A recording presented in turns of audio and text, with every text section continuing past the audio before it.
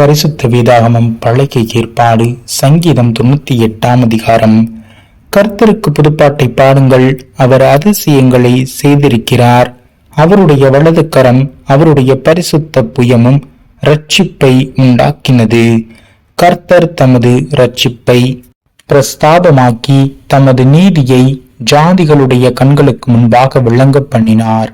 அவர் இஸ்ரவேல் குடும்பத்துக்காக தமது கிருபையையும் உண்மையையும் நினைவு கூர்ந்தார். பூமியின் எல்லைகள் எல்லாம் நமது தேவனுடைய இரட்சிப்பை கண்டது. பூமியின் குடிகளே, நீங்கள் எல்லாரும் கர்த்தரை நோக்கி ஆனந்தமாய் ஆர்ப்பரியுங்கள், முழக்கமிட்டு கம்பீரமாய் பாடுங்கள். சுரமண்டலத்தால் கர்த்தரை கீர்த்தனம் பண்ணுங்கள். சுரமண்டலத்தாலும் கீத சத்தத்தாலும் அவரை கீர்த்தனம் பண்ணுங்கள்.